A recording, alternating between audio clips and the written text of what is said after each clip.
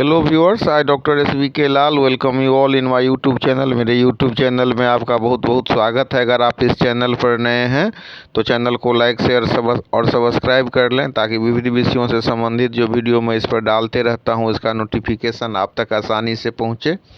आज हम आपके लिए लेकर के आए हैं मोमेंट ऑफ इनर्शिया। तो आज कोशिश करते हैं मोमेंट ऑफ इनर्शिया को समझाने का, और साथ ही इसके साथ जो रिलेटेड कुछ और टॉपिक है उस पर भी चर्चा करते हैं। आइए सबसे पहले हम समझते हैं कि जब due to external force a rigid body में have two types of motion. पिछले वीडियो में हमने देखा था, एक होता है डिस्प्लेसमेंट मोशन और दूसरा होता है रोटेशनल मोशन। और इसी को थोड़ा सा हम अगर एलेबोरेट करें तो हम समझ सकते हैं कि ये मोशन तीन तरह का हो सकता है। तो डिस्प्लेसमेंट जो मोशन होता है उसमें ये दोनों कंक्लूड करके हम देख सकते हैं। एक कम्बिनेशन होता है ट्रांसलेटरी मोशन का और रोटेशनल मोशन का।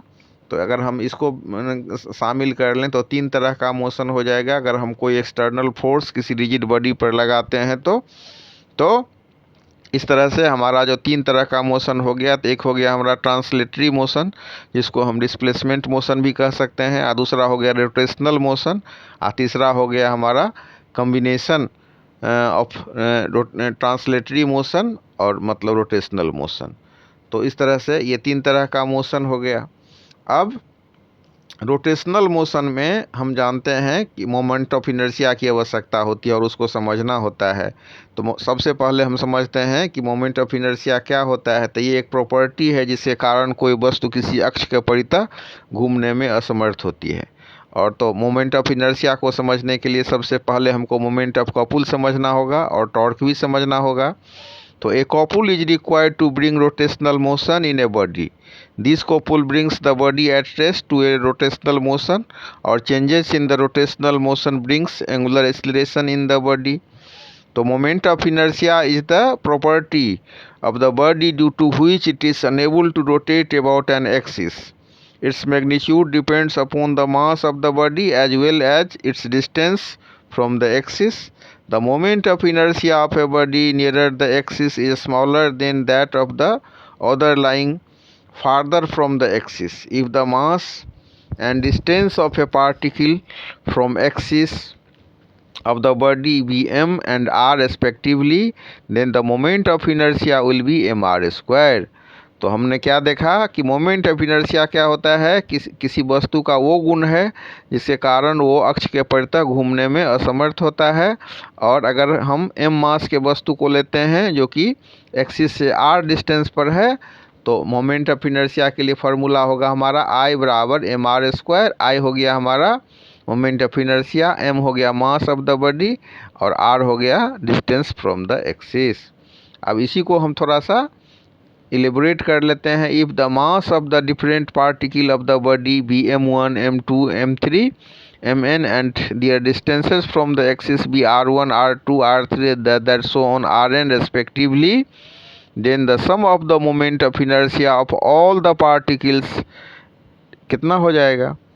तो हो जाएगा m1 r1 square m2 r2 square m3 r3 square that so on mn rn square. मतलब कि m1 मास का वस्तु है, एक्सिस से r1 दूरी पर है, m2 मास का वस्तु है, एक्सिस से r2 दूरी पर है। इसी हिसाब से m3 मास का वस्तु है, एक्सिस से r3 दूरी पर है, और mn मास की वस्तु है तो वो एक्सिस से rn दूरी पर है। तो इस तरह से अगर हम जो जितना हमारा पार्टिकल है, डिफरेंट पार्टिकल सब के मोमेंट ऑफ इनर्शिया को जोड़ दें तो इक्वेशन होगा I बराबर m1 r1 square m2 r2 square plus mn that so on mn rn square.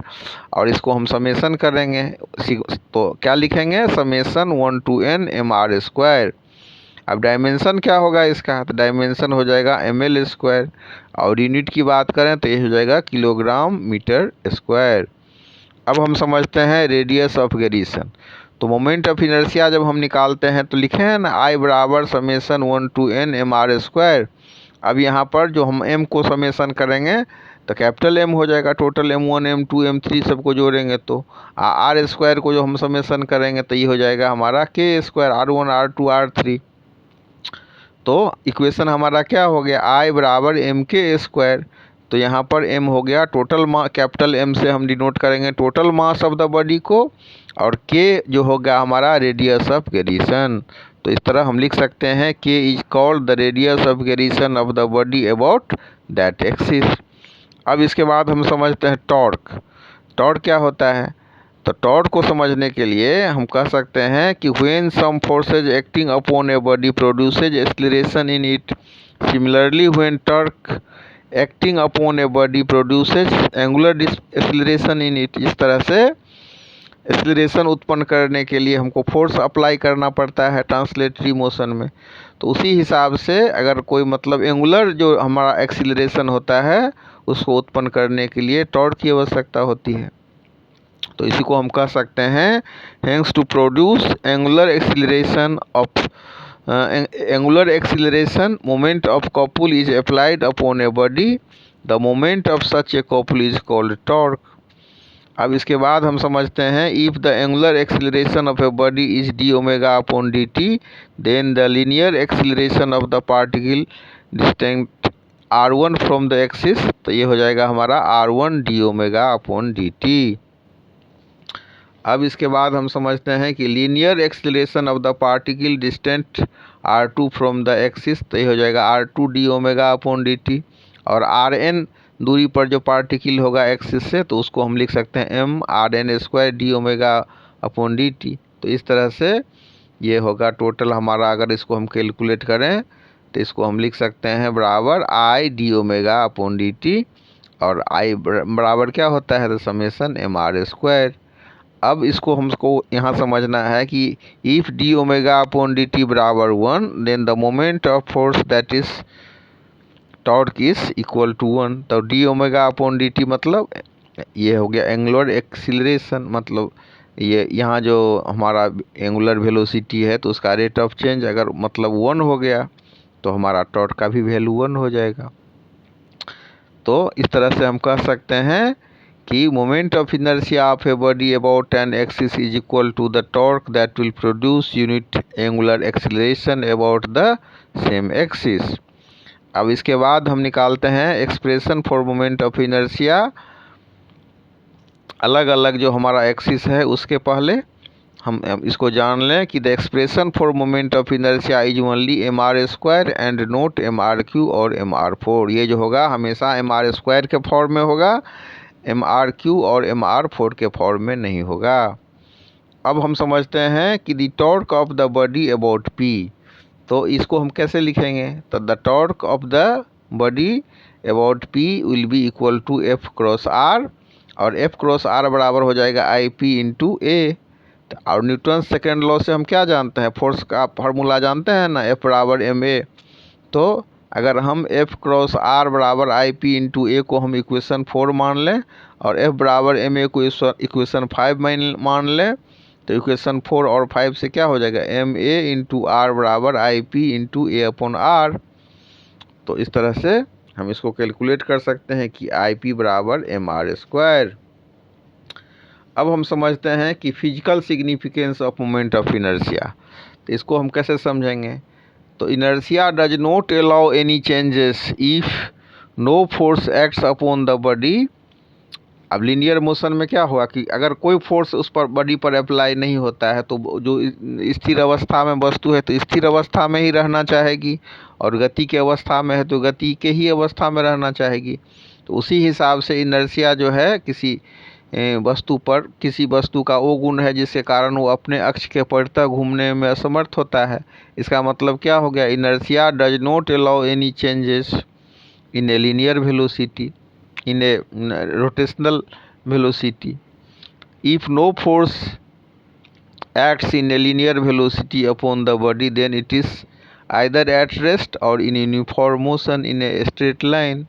तो इस और ये जो हमारा रोटेशनल मोशन में इनर्शिया किसी वस्तु को अलाउ नहीं करता है किसी चेंज के लिए।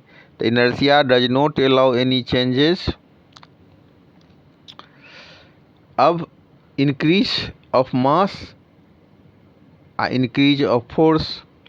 तो जितना हमको लीनियर वेलोसिटी में हम क्या देखते हैं कि जितना हम मास को इंक्रीज करते हैं तो हमको फोर्स भी इंक्रीज करना पड़ता है। तो मास of the body is a measure of the magnitude of inertia. और एंगुलर एक्सीलरेशन के मामला में क्या होगा कि टॉर्क नीडेड होगा। देखते हैं ना हम कि जो जनरल जो लीनियर जो मोशन होता है उसमें फोर्स की आवश्यकता होती है, और उसी तरह से एंगुलर एक्सीलरेशन पैदा करने के लिए टॉर्क की आवश्यकता होती है, टॉर्क इज नीडेड। और कांस्टेंट एंगुलर एक्सीलरेशन होगा तो ज़्यादा टॉर्क की आवश्यकता होगी, मच टॉर्क इज नीडेड।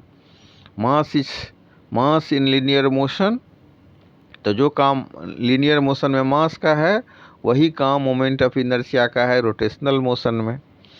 तो in other words it may be said that in linear motion is the coefficient of inertia and in rotational motion the moment of inertia is the coefficient of rotational inertia। अब इसके बाद हम समझते हैं थोड़ा सा angular momentum. तो इन angular momentum को हम लीनियर मोशन में हम क्या लिखते हैं ना, मोमेंटम को पी से, तो पी बराबर एम भी होता है, मतलब वेलोसिटी को हम मास से गुना करते हैं तो हमारा ये मोमेंटम निकलता है। तो क्या होता है product of mass and velocity. Product of mass and velocity is the momentum of a body in the linear motion. तो रोटेशनल मोशन में क्या होगा, in rotational motion the angular momentum is obtained by the product of the moment of inertia and the angular velocity. अब moment of inertia को आई से denote करेंगे और angular जो हमारा वेलोसिटी है उसको हम ओमेगा से डिनोट करेंगे, तो एंगुलर मोमेंटम बराबर हो जाएगा हमारा आई ओमेगा। अब एंगुलर जो मोमेंटम है हमारा वो क्या हो गया, मोमेंट ऑफ मोमेंटम, तो ये हो गया वेक्टर क्वांटिटी हो गया। तो due to angular motion the angular momentum of a body is equal to the angular moment of the different parts of the body. और एंगुलर वेलोसिटी जो ओमेगा है, all the particle of body have the same angular velocity omega about that axis. अब इसको समझने के बाद हम समझते हैं कि ये जो हमारा इसको जब हम कैलकुलेट करेंगे, if the mass of the different particle and their distance from the axis be respectively m1 m2 m3 rather so on mn and r1 r2 r3 rather so on rn, then angular momentum of the whole body will be equal to I omega. और dimension क्या होगा angular momentum का, तो ml² t-2। और SI unit की बात करें तो किलोग्राम मीटर स्क्वायर पर सेकेंड स्क्वायर। अब थोड़ी सी चर्चा हम कर लेते हैं principle of conservation of angular momentum. तो इसके हिसाब से क्या होता है कि principle of conservation of linear momentum क्या कहता है कि ये कहता है कि principle of conservation of linear momentum so is the principle of conservation of angular momentum. जिस हिसाब से जो संवेग संरक्षण का सिद्धांत होता है लीनियर मोशन में, उसी हिसाब से यहाँ पर ये हो जाएगा एंगुलर मोमेंटम का सिद्धांत, कंजर्वेशन ऑफ एंगुलर मोमेंटम।